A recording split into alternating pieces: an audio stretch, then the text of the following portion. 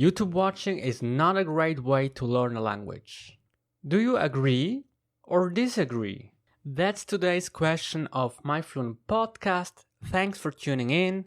I am Daniel Goodson.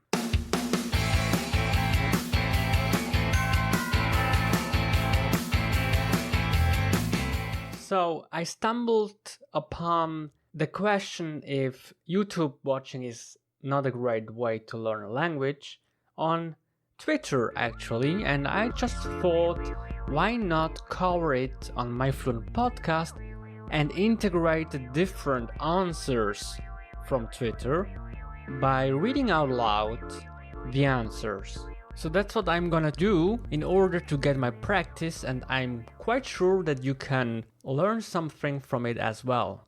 And of course, if you wanna lean your voice for My Fluent Podcast, you can contact me on myfluentpodcast@gmail.com. So the first answer comes from the author herself, who is Kerstin Cable.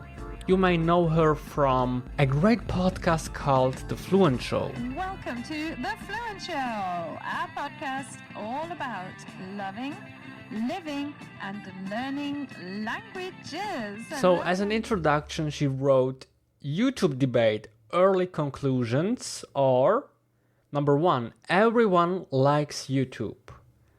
Number 2, there's really good active stuff you can do with YouTube for languages. For instance, you can download audio, you can study subtitles, follow instructions, and so on. Number 3, some people say it helps them speak too.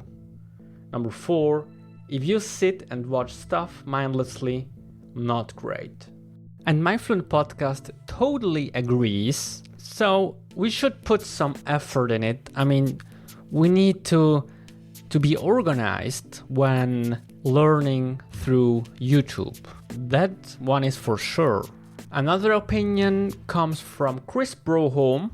He says, disagree. There are a lot of great teachers and content creators who are putting out tons of great lessons and content to help learn most languages.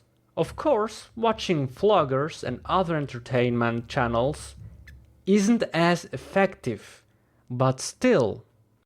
Okay, next up is Dakota Abroad Language, who actually has a podcast as well. Hello there, and welcome to the Language Learning Lounge podcast. I'm your friendly neighborhood Dakota, and today we're going to be talking about extensive reading. It seems to me that only podcasters are answering to this question on Twitter. Anyways, Dakota disagrees and says it has huge amounts of authentic input. There is both content for learners and of various quality and authentic input made by and for natives. If you just chuck stuff on in the background, and sure, that's no good, but actively engaging with it gives you hours of input.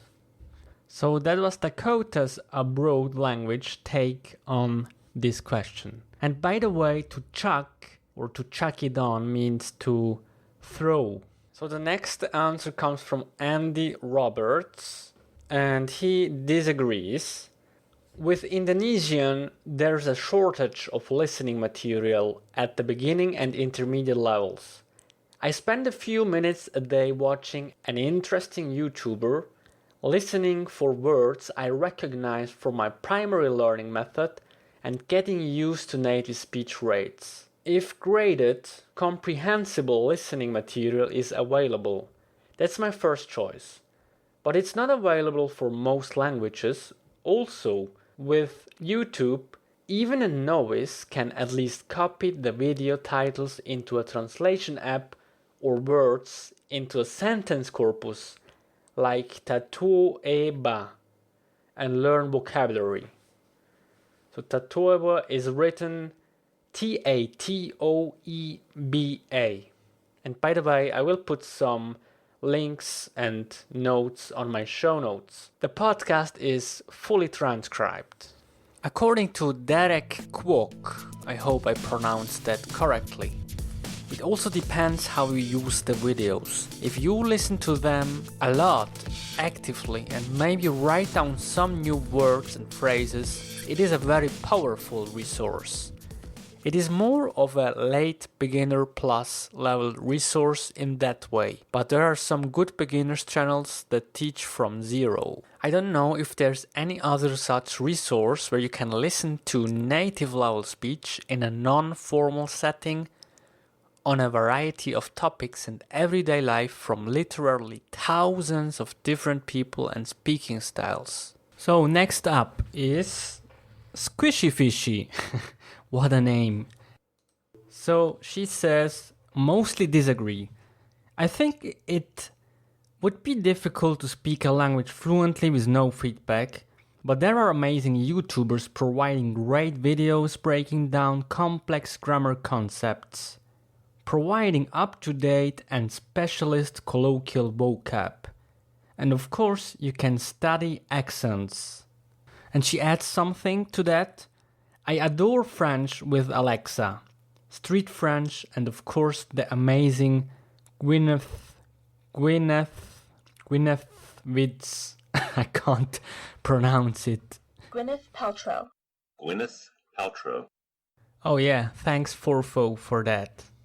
Let's go to the next comment, which comes from Asdrubal Ivan.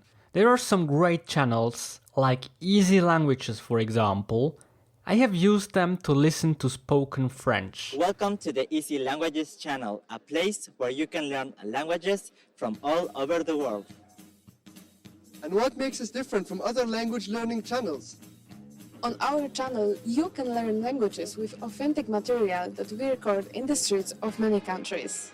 Oi, queridos alumnos! Привет всем! Это проект Easy Russian. Меня зовут Аня. Hallo Leute, wir haben heute Besuch von Lula. Our topics have a wide range and address both beginners and advanced language learners. With our videos, you can not only learn languages, but you can also get to know other cultures. So, actually I didn't know about that channel, but it sounds pretty intriguing to me, so I will check it out. And last but not least, Melissa, who disagrees, and this will sum up this episode of my Fluent podcast. She disagrees, but this question is a bit loaded, as YouTube only touches upon listening and maybe reading if you have subtitles. For example, only input. So, can you learn a language only using YouTube?